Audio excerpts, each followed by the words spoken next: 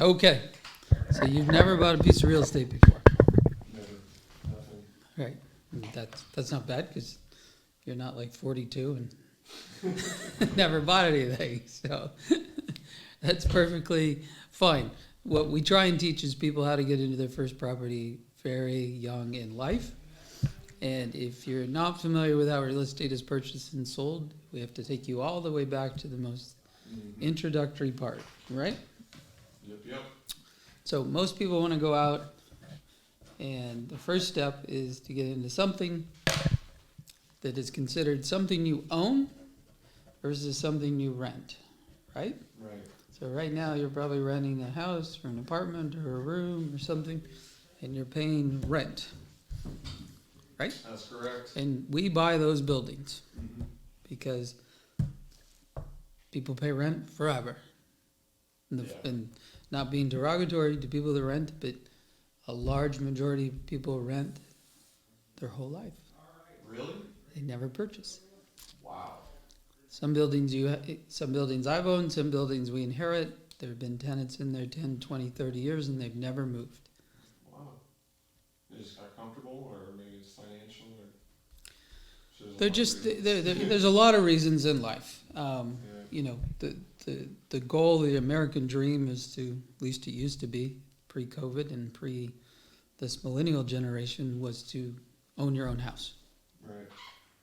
Just was kind of the American dream: buy the house, picket fence, park in the garage, dog in the backyard, kids playing.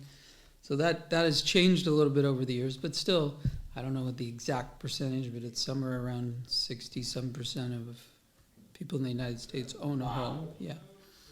So it's over 60%. Yeah, I would have never guessed that, honestly. Yeah. So there's, I don't know the exact number of houses there are, but houses and condominiums, there's a specific number of units, shall they say. They define apartment units, housing units. Mm-hmm. And that's why the vast majority of people in real estate are brokers. Mm-hmm. There's literally a couple million people that have their real estate broker's license. And that's because just the sheer number of houses that are sold every year. Yeah. Okay. And as you transition down to the apartment world or the commercial world, there's a lot less trading. People don't buy and sell apartment buildings every few years. Yeah. Most of the time they buy it, they fix it up, and they keep it for a long time. Mm-hmm. So there's less opportunity just based on the sheer number of targets that trade on an annual basis. For apartments. And Correct. commercial. So most of your programs on the internet, your wholesaling programs, your getting into real estate, is heavily geared towards single family homes. Mm-hmm. They're easy to get into, they're affordable, there's a high volume of them. In any particular zip code, you might have a couple hundred targets, versus if you tried to buy a duplex, there might only be 10 targets. Mm-hmm. So first step is you got to get into your own house. So we teach that. Right now you don't have 3 years of tax returns and an income stating all this, and the lending world wants you to have a W-2 job. Why is that? I guess just consistent income. So self-employed people have a very difficult time getting mortgages. Yeah. Why is that? Because at any moment you could flop. You could fail. Small business owners fail. Some 90-some% of small businesses fail in the first 5 years. Plus, they may figure like one day you just get up and don't want to do it anymore. Yeah. I can understand. There's a lot of people that do that. So to qualify for a traditional mortgage, usually you have to have a good credit score. You have to have a stable income. You have to have so many years of income. You have to have tax returns that match. You have to make sure you paid all your bills in your time. And you're squeezing yourself into this profile that gives you some ratio of what you can afford to purchase. Now, what has happened in the last 12 months is interest rates have gone up almost 3 times, 300%. So what that has done is suddenly reduced the amount of house you could buy even if you had that stable income. Mm-hmm. So maybe you were pre-qualified a year ago for a $500,000 house. Now, because interest rates have gone up, because the mortgage payment will increase, you might only qualify for a $300,000 house. That much? Sure. Yep. Same income just in a year? Yep. Oh my goodness. And can you buy a $300,000 house in Seattle? No. You can't even look at a house in Seattle for 300,000. You have to spend at least $800,000 to get anything. Yeah. Anything. Okay. So if I came to you right now and said, Hunter, let's go buy your first house, you couldn't do it traditionally. And that's the term traditionally. So traditionally, you would go find a listed house, you would get approved for a mortgage, and that is called traditional cash out financing. Means if the house was $500,000, somehow you're going to put a down payment and you're going to get a loan from the bank. Okay? And at some point, that $500,000 is going to show up in an escrow account and get transferred to a seller. And you will take title to the property subject to your lender's deed on the property until you pay them off. And how long are traditional commercial mortgages? 30 years. 30 years. See, you know some of this. 30 years. Listen to my dad scream and bitch about it in my life. So if you buy, I'm just guessing, but if you borrowed $480,000 from Bank of America and you paid on it for 30 years, you would pay about I'm going to go 1.2 million. Yeah, it might be 1.5 million. We'd have to get out our amortization schedule. Wow. So I guess It's usually about handing out money. that's why there's so many banks. The banks always win. Okay? So what do? You don't have your down payment, you don't have your credit, you don't have the experience. How do you go buy a $500,000 house right now? You don't, because you don't know how. Right. So I teach people how to go get your first house. Okay? So there's a couple methods. So one, you could partner with somebody. You could go find a property, find a partner, say, I'm going to find the property, I'm going to live in it, I'm going to fix it up, I'm going to make it worth X, $750,000 over 2 years. You do all the money, I'll do all the work, and I'll get a piece of the equity when we sell it. Could do that, Yeah. right? So you got to go find a deal. Where do you find deals? Well, just stepping back there, like what do you mean a piece of the equity? Like a just sharing in whatever. So a good way a young kid can start out is you have sweat equity, you have talent, you have bird dogging abilities. You could figure out how to paint it and clean it and fix it up. You could hire subcontractors. You could do all the work, which is what we teach here by buying an asset at one price and trying to increase its value by 50 to 100%. Mm-hmm. So that's something we're going to teach you this year. Right. Okay? Now, you don't have any capital saved up. You don't have any credit. You just started here, so you don't have years of tax returns and income. So you're going to have to buy in a non-traditional way. So you could go find a partner, someone much older, probably more experienced, who said, okay, kid, I'll partner with you. He would put up the money. He might get the bank loan. He might make the down payment. He might put up the construction expenses. He might tell you, you and your buddies live in it and pay the rent and pay the mortgage. Okay? Mm-hmm. And you're going out and finding a partner to help you get into your first real estate deal. And in that scenario, you might only be a 20% owner and he might be the 80% owner. Right. Because he's got the cheese. Mm-hmm. He's got the gold. So when I started out, I had to go find those guys, and I got the little piece. And I did all the fucking work, and I worked on them, and I was the contractor, and I was the architect, and I was the laborer, and I was the grunt, and I did everything. And then I made it beautiful, and then we sold it, and we made money. Okay? So that's one strategy. Another strategy, which you may or may not have, is you can go to a parent or a relative and say, buy a property with me. Yeah. You put up the down payment. I'll do all the work. Some parents do that. Okay? I call them lucky sperm because they went to a family that the family actually had the money to help them do that. Okay?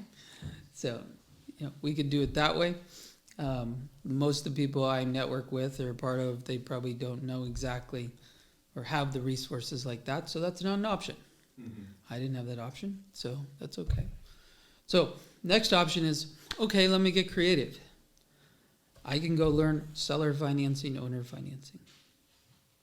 And that is a method where, with essentially no pre-qualification, you can buy a property with no credit check, no financials, no experience. The only criteria is, do you have the down payment? Right. So let's say we find a $500,000 house, and through our program of reaching out, finding off-market opportunities, getting them negotiated for seller contract, we get a house with $25,000 down. And the seller will do 4% interest for 5 years. Okay? So instead of doing a traditional cash out transaction where you have to somehow get $500,000, now I've told you with no qualification, if you can go get, and we need our poker chips, if you can get $25,000 and slide it across the table, you will own that property. Like title deed and everything? Be in your name or your LLC. And you make payments to them? So then you make payments just like you would to Bank of America or Chase. Right. They become the bank. Right. So the fastest way to get your first piece of real estate, which is what everybody has asked me for 35 years, and this is why I became an expert in it, is, will the seller consider owner financing? Right. Will the seller do seller financing? And I've heard that a million times in my career. So if we'd said, oh, we got this property for sale, right? And I was telling you about it, and you saw it on Craigslist or you saw it on our website, and you said, oh, house for sale, $500,000 in Seattle. And you're like, shit, $500,000? I didn't even know there were houses for $500,000 in Seattle. And you called, you would probably ask, is there seller financing or owner financing? It's gold. It's literally gold, because you can buy a $500,000 property for $5,000, $10,000, $50,000, $25,000, whatever you can negotiate. That's all you need to buy the property. So let's just say magically you found a deal, which we teach you how to go find these deals, and we teach you how to negotiate it on them, and you got the seller to sign a contract for $500,000 with $25,000 down. Most sellers are going to want something down because when they sell a property, it costs them about 2%. So even if he conveyed title to you, he'd have to write a check at escrow for about $10,000. So it's very hard to do zero down deals. Right. So they want you to at least cover that fee. Exactly. If you can get somebody to sell your house and write a check at closing, then you become excellent. So why would somebody do this? Like, why would a seller do this? So if you've been listening at all, I know you've only been here a little while, but the seller financing is generally a favorable term to sellers to avoid and defer capital gains. Oh, okay. Because everything in this world gets back to a taxable event. Mm-hmm. And you probably don't think about taxes that much yet because you haven't started making a lot of money, or you don't own real estate or sell stocks and bonds or anything that's considered, a taxable item. The government basically taxes every fucking thing we do in this country. Okay? Yeah. If you look at somebody, you get taxed. Because they've figured out there's transaction taxes. So you want to go to the store, you pay sales tax. 10.1% of it. They're taxing every transaction 10%. Mm-hmm. In real estate, they tax every transaction at the state and county level, but it also gets taxed on a federal level. So every time you buy and sell real estate, there are local taxes, state taxes due, and then there will be an associated federal tax due on your income tax. Okay? Double dipped. Yes. Then when you die, they take a lot more too. Yeah. Like state tax. So they got to pay for this $5 trillion a year they spend. Yeah. And they don't seem to care because they just keep going on the credit card to charge more and more. That's a whole different story. But is it not capital gains when it's deferred in payments? It is capital gains, but you have not received the money, so the tax is not owed until you receive the money. Oh, okay. So the tax is delayed by 5 You years. can delay it for as long as they do not receive the principal. Wow. So in theory, you could delay it 30 years if you wanted to. Right. Okay. So that's a huge incentive for... Huge incentive. So let's get back to this house. We have a contract. We taught you how to get the contract. We taught you how to negotiate. Somehow you convinced them at your young age, which I've done this before when I was you. Convince the seller, yep, I know how to fix it up. I'm going to do it. So I think the first one I bought was, $50,000 with $5,000 down. Went and found $5,000, Mm-hmm. right? So a little different now, but same ratios. $500,000 house, $25,000. You don't have it, you pass the hat. You find a buddy, want to partner with me. You ask the parents, or you go hustle and earn $25,000, which we teach through the wholesaling business. So if you're starting out and you don't have a lot of money, we teach you how to wholesale so you can just go make $100,000. Yeah. And these contracts with these finance deals can be assigned? All of them are fully assignable. Wow. So if I had this contract, first off, I'm going to buy it. Yeah. So you don't get it. But if we were getting it and we were working together and you were my deal partner and my deal hunter, see, that works out really well for you, deal hunter. Right. I know, right? Even my son, he's on my phone, he's like, do you know another hunter? And I said, yep, we hired one. He said, that's a coincidence. So if we had this and we were going to assign it to you, Mm-hmm. I would charge a fee to do that. Right. Okay. If you didn't have the money, then we might say, well, why don't we partner with you on it? Mm-hmm. If you found it, we'd say, well, we'll put you in, have some equity instead of you getting a fee for it. We'll put you in an equity position, and now you own a percentage of that deal forever. I gotcha. So seller financing, owner financing is the holy grail of easy transactions into acquiring a high volume of real estate. No credit checks, no financials most of the time. I've said in hundreds of deals, there's only a few sellers that require financials or credit reports. Seems like they would want that. The same reason the banks do. It seems like it, but if you have credibility and you do a lot of deals, True. you have the confidence to show that you do it on a regular basis. So when we walk in, we're showing the seller how many properties we bought, how we did them, before and after pictures, how we preserve and protect the assets, and how ultimately we're going to make this property worth a lot more money, which is protecting the bank loan. Right. So if you walked in and said, guy says, how many you done? You go, none. yeah. That'd be a harder sell. Yeah. Now, you walk in with someone else who's done them all, and you're like, here's my partner. He's done 500. He's teaching me how to do it. I'm excited. Sell it to us. He's going to teach me everything. He's on the contract too. Then you have some oomph and some credibility. Right. And when you do sell it, or like you fix it up and you sell it, then you're paying them back in the full amount, or do you continue paying on? Well, that's a good question. And this is different from fix and flips. Fix and flips, at some point, you've got to retire the debt, Right. or you can't get your capital out. So that's kind of a more advanced conversation. We're primarily talking about investment properties. Like Where just acquiring something. acquire. Got it. Okay. So kind of like the game of Monopoly. Did you ever play Monopoly? Yeah. Okay. If you land on it and it's this type of deal, you should buy it. Right. And if you bought one of these a year for 10 years, you'd be a multimillionaire by your mid-30s just from those real estate deals. Wow. Okay? Okay? Yeah. No. So let's pause that right now in terms of that's a good first introduction to the difference between buying traditionally all cash and how to get into owner financing and why it could be beneficial to you. And so that's something we're going to teach you, how to go find these properties, how to negotiate the contracts, and you're out there listening to these deal hunters do it on a daily basis, and you're hearing the conversations of how they're talking to owners and how they're filtering to see whether they're asking for cash out purchase or whether they would consider owner financing. Right. Now, it does no good to go talk to a whole bunch of people that just bought a bunch of property who have a high amount of debt on it. They're not favorable to potentially be a seller, and they're not favorable to our model, which is seller financing.